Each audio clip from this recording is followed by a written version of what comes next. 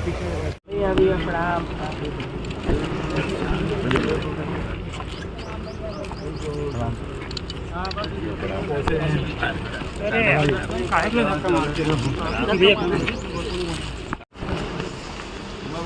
Club में है इस तरह से।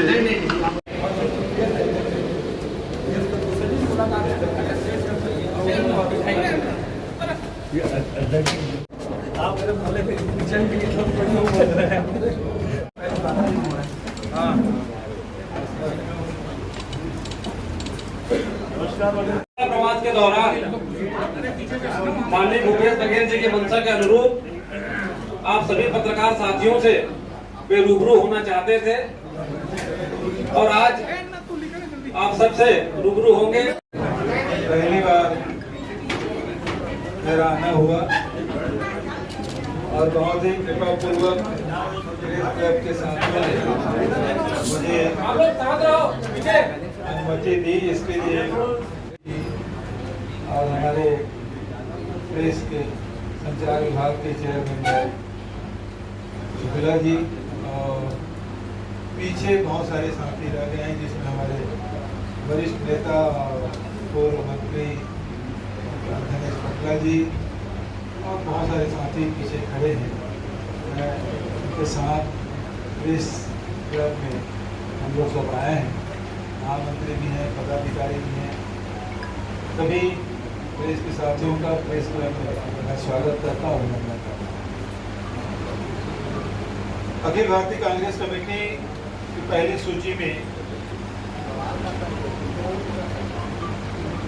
मुझे भी राजनांदगांव से राजनांदगांव के बहुत सारे जिले बन गए, जिसमें कंवरधा पहले बना, फिर उसके बाद खैरागढ़ बन गया, फिर मौला मानपुर भी बना। फिर जैसे जैसे समय के साथ प्रशासनिक लोगों के बसावट के लिए लोगों की डिमांड के आधार पर प्रशासनिक इकाइयाँ अब छोटी होती गई हैं और यहाँ के साथियों की बड़ी इच्छा थी इस लोकसभा सीट में 8 में से 5 विधानसभा कांग्रेस ने जीत हासिल की और यहाँ के साथियों की मांग भी थी, विधायक साथियों की भी और जिला कांग्रेस कमेटी का भी प्रस्ताव था, प्रदेश इलेक्शन कमेटी में भी प्रस्ताव गया और एक मात्र नाम मेरा भेजा गया। तो नांदगांव लोकसभा के सभी कांग्रेस जनों के प्रति मैं आभार व्यक्त करता हूं कि मुझ पर जो अटूट विश्वास साथियों ने किया, कोई दूसरा नाम यहाँ से नहीं भेजा गया था, पीसी में केवल एक नाम गया और वहाँ सभा क्षेत्र में मुझे मिलता रहा है। यहाँ के नागरिक, यहाँ के किसान, यहाँ के मजदूर, यहाँ की महिला, यहाँ के मजदूर, यहाँ अनुसूचित जाति, जनजाति, सभी वर्ग के लोगों ने और पत्रकारों का अपार स्नेह मुझे मिला है। व्यापारियों का भी बड़ा सम्मान, व्यापारियों से भी सम्मान मिला है और हमारे पत्रकार साथियों ने पूरे छत्तीसगढ़ के लिए एक नज़ीर पेश किया है कि आपने 10 एकड़ जमीन भी हासिल की, कॉलोनी भी बनाया, विकास कार्य भी किए, प्रेस क्लब के लिए भी आपने धनराशि, ये आप ही की मेहनत है और आप सब की सक्रियता के कारण से ये संभव हुआ। और जब भी मैं प्रदेश के दूसरे जिलों में दौरा करता था और प्रेस के साथियों से जब चर्चा मैं करता था तो हमेशा कहते थे कि आपने नांदगांव की ये दिया है, हमको दी। मैंने कहा जैसे नांदगांव वालों ने प्रयास किया वैसे आप भी प्रयास करें, आपको भी मिलेगा। तो आप पूरे प्रदेश के पत्रकारों के लिए राजनांदगांव के प्रदेश के साथियों ने एक उदाहरण प्रस्तुत किया है और ऐसे आपके ही नक्शे कदम पर चलकर लोग बहुत सारे साथी, बहुत सारे जिले के हमारे पत्रकार साथी हैं वो आगे बढ़े हैं। आप सब ने देखा कि अभी विधानसभा चुनाव संपन्न होने के बाद अभी 3 महीने बीते नहीं हैं। लोगों में पहली बात तो ये कि कैसे हो गया।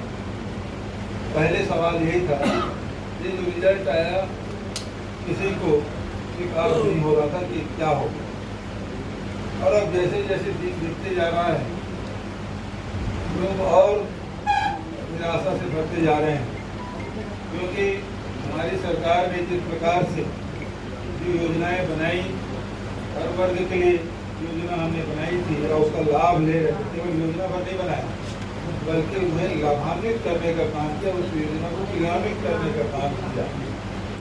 गोधन न्याय योजना से गोबर खरीदी बंद हो गया, वर्मी कंपोस्ट खरीदना बंद हो गया, बिकना बंद हो गया, गौठान खाली पड़े हैं, रीपा का काम ठप हो गया है। दूसरा जो भूमि श्रमिक है जिसको हम लोग राशि देते थे 7,000 रुपया, वो बंद हो गया।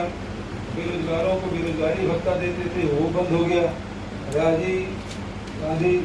राजीव विकास क्लब गठन किए थे, उससे भी राशि हर साल 1 लाख रुपये मिलता था, उसको तो भंग ही कर दिया। गठन समिति के साथियों को भी 700 रुपया, 750 रुपया, 500 रुपये अध्यक्ष को और 500 सदस्य को मान दे देते थे, वो भी बंद हो गया। बहुत सारी योजनाएं उन्होंने बंद कर दी। और पेंशन की राशि पिछले 4 महीने से लोगों को नहीं मिला है। गरीब तबके के लोग हैं, जो निराश्रित हैं, जो वृद्ध हैं, उनका भी पेंशन पिछले 4 महीने से बंद है, नहीं मिला।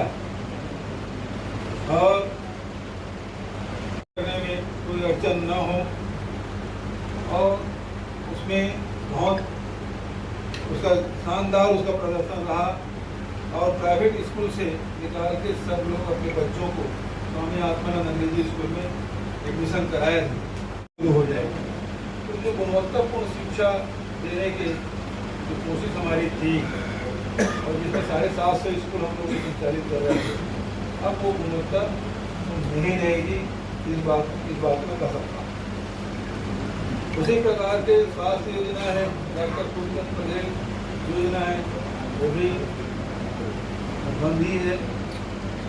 और साथ ही अब जो किसानों को आज स्थिति क्या है, जब हम सरकार में आए, आपको याद होगा कि 2 घंटे के भीतर में जहाँ हमने ऋण माफी किया था, ये तो ऋण माफी के गृह मंत्री के उप मुख्यमंत्री की वीडियो सबके पास है।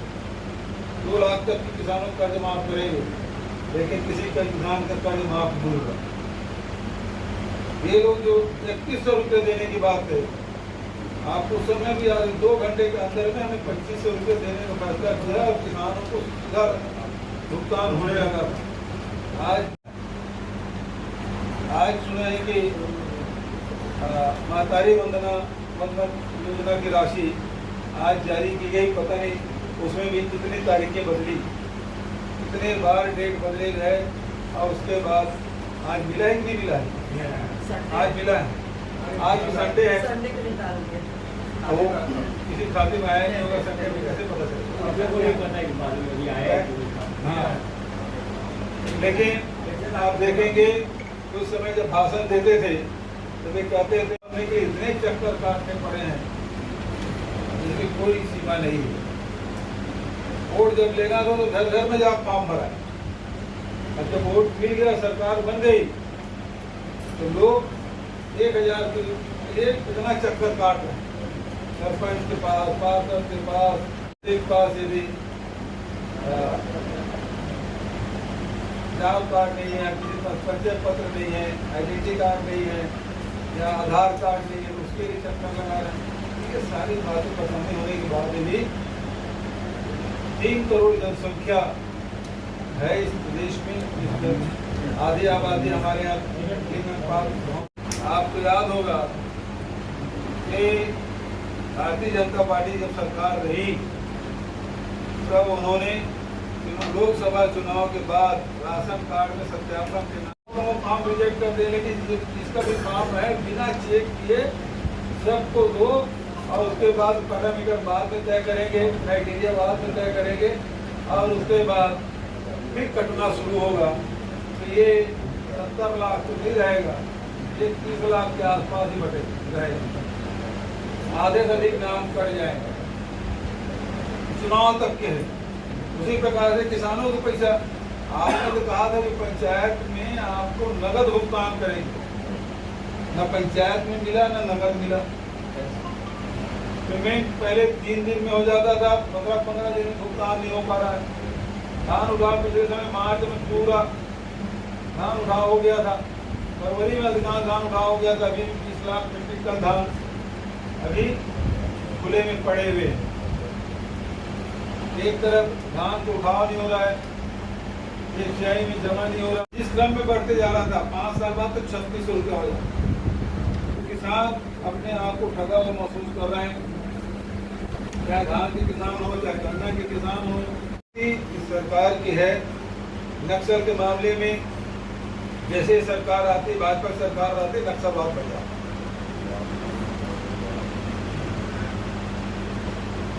आदिवासी को फर्जी एनकाउंटर करके न केवल मारा जा रहा है बल्कि उनको जेल में ठूसा भी जा रहा है।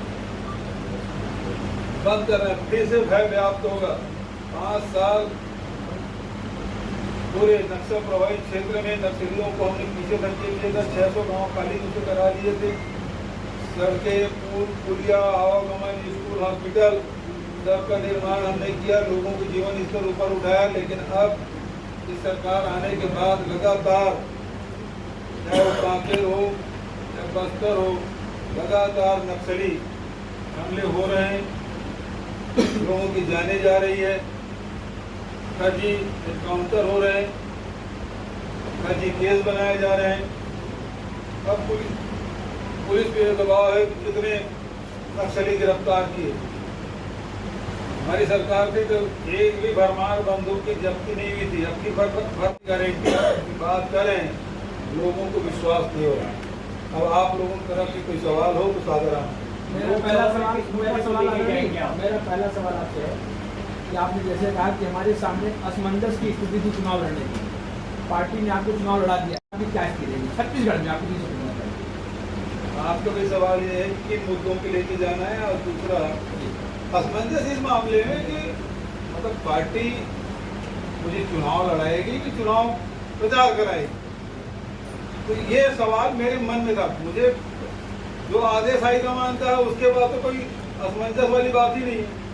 तो अब हाईकमान क्या सोच रहे हैं मेरे बारे में, मैं कैसे पूर्वानुमान लगा सकता हूँ? हो सकता है मुझे प्रचार में लगाए, हो सकता है मुझे चुनाव लड़ाए। तो ही बात थी। अब तो में से एक बात हो गई, असमंजस खत्म। दूसरी बात, किन मुद्दों की बात यह है कि आज जो महंगाई है आसमान छू रही है, लोगों के आय में कमी आते जा रही है और खर्च में वृद्धि होते जा रहा है, महंगाई बढ़ते जा रहा है।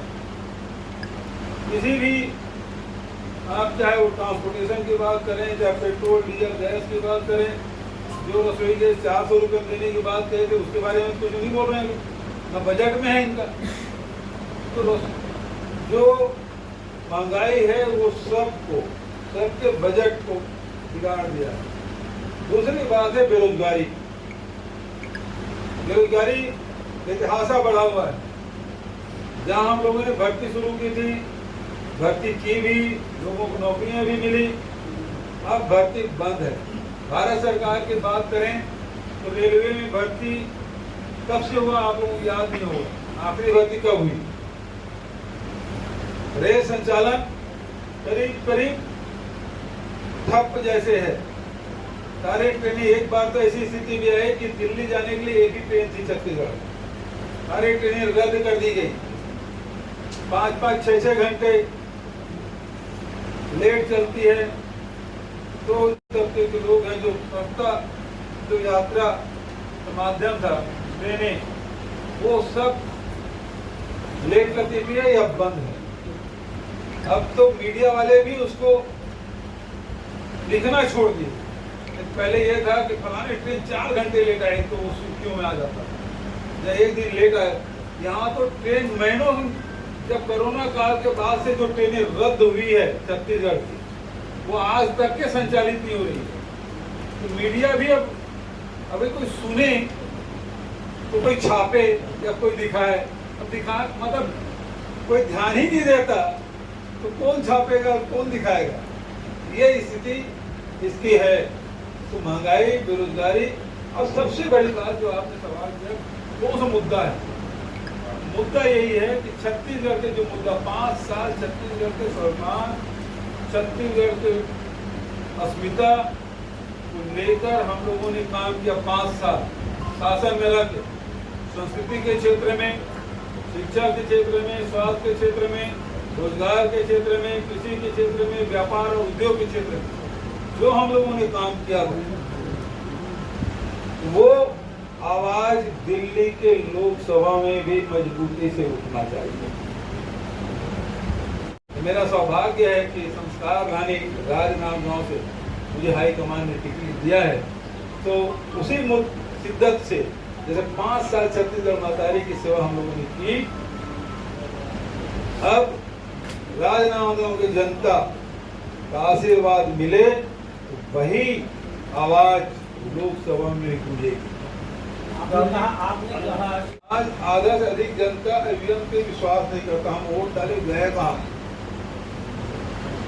मांग तो केवल इतना है कि आप या तो बैलेट पेपर से करा दीजिए या फिर वीवीपैट से जो पर्चे निकलते हाथ में दीजिए, उसको एक बक्से में डाल दें। वो व्यवस्था होनी चाहिए। हम जो दे रहे हैं वो उसमें विश्वास हो मतदाता को, वो विश्वास अब नहीं रहा ईवीएम, क्योंकि अब ईवीएम मशीन खुलता ही नहीं, बटन दबाते हैं तो मशीन बिगड़ जाती है।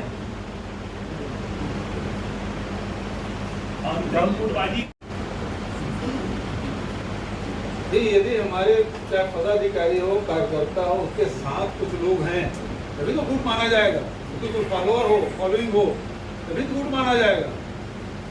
तो वो हमारी ताकत है, और उस ताकत को अब हिंदुस्तान की जैसे जनसंख्या, अब उसको ताकत समझिए या उसको समस्या समझिए, वो तो देखने वाले पर है। ये तो सब मेरी ताकत है।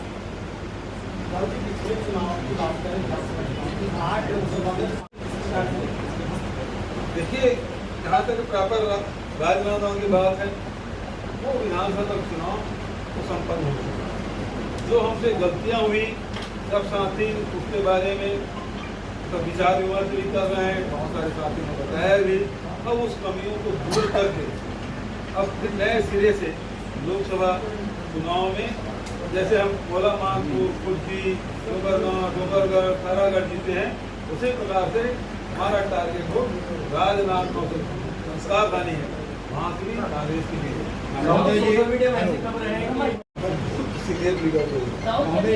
जीत जाते हैं तो हर बार हमको लगता है कि उनको बाहर का थोड़ा मैं यहाँ पे क्या कि बाहर के कैसे आगे जीते चले गए, जीतने के बाद सरकार नहीं सेवा करेगी। तो जी, मैं जितना मुख्यमंत्री के रूप में भी जितना मैं राजनांदगांव और राजनांदगांव लोकसभा में जितना दौरा मैंने किया है, भारतीय जनता पार्टी कोई मंत्री भी उतना दौरा किया हो बता। राजनांदगांव से आपने कितना विभाग को बाहर ले गए हैं? हाँ जी, राजनांदगांव से कितने विभाग को बाहर ले गए हैं? और तो मैं तो भैया आप लोगों को सरकार नहीं बनाया यार, मैं आएगी क्या लोकसभा चुनाव में? बिल्कुल देखिए, लगातार प्रयास करना। मैं आपको ये कह सकता हूँ कि मुझे असफलता उसमें मिली, लेकिन मैंने प्रयास में कमी नहीं की। बहुत सारे उद्योगपतियों से मैंने बात की, जो जूट में सबसे ज़्यादा पश्चिम बंगाल में है, वहाँ के लोगों से बात की। एक जो बात आई जो मिल है रायगढ़ में, उन लोगों से भी बात मैंने की कि कोई तो आ जाए, लेकिन ये बात मैं स्वीकार करने में कोई गुरेज नहीं, सफलता नहीं।